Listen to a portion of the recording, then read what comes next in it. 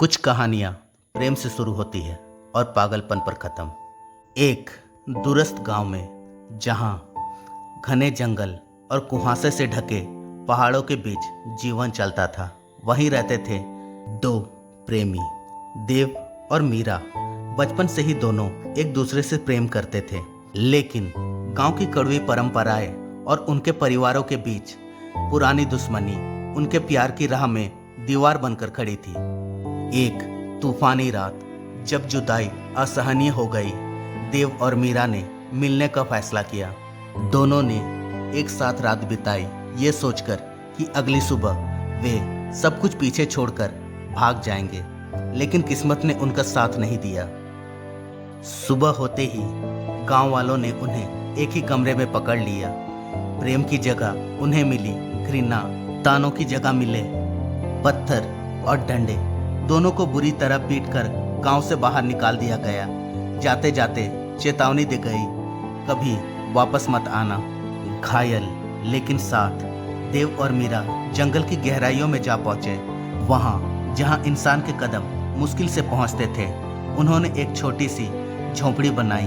एक नदी के किनारे पुराने पेड़ की छांव में उन्होंने सादा जीवन शुरू किया।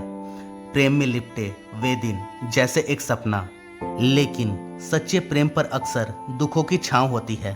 मीरा को एक दिन बुखार हुआ। देव ने सोचा कुछ साधारण बीमारी होगी, लेकिन धीरे धीरे मीरा की रंगत उड़ गई, आंखों की चमक बुझने लगी।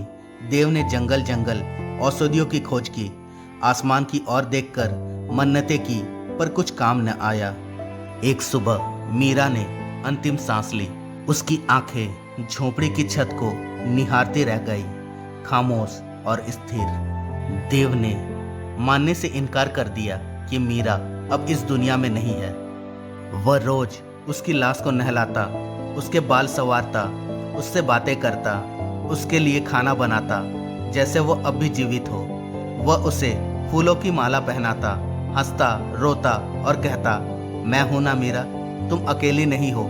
समय बीतता गया, लेकिन मीरा का शरीर सड़ने लगा, मगर देव को ये सब नजर नहीं आता था। उसे बस मीरा की मुस्कान दिखाई देती थी। जंगल में अजीब घटनाएं होने लगी। रात को स्त्री की फुसफुसाती आवाजें सुनाई देती, सड़े फूलों की गंध आती, और कभी कभी एक सफेद साया पेड़ों के पीछे से झांकता। कई गांव वालों ने दावा किया कि उन्होंने एक आदमी को देखा जो नदी में एक सड़ी हुई लाश को नहला रहा था और लोरिया गा रहा था। देव का प्रेम अब पागलपन बन गया था, और यह पागलपन एक श्राप बन चुका था। एक रात जब बादल गरजे, बिजली गिरी और नदी उफान पर आ गई, तो उनकी झोपड़ी में आग लग गई। अगली सुबह गांव वालों ने राख के ढेर में कुछ देखा। वहां दो कंकाल थे, एक बहुत पुराना और एक नया, जो एक दूसरे को बाहों में लिए हुए थे। उस दिन के बाद किसी ने भी उस जंगल में जाने की हिम्मत नहीं की। कहा जाता है, अगर पूर्णिमा की रात हो और जंगल एकदम शांत हो, तो मीरा की हंसी और देव की धीमी फुसफुसाहटें सुनाई देती है।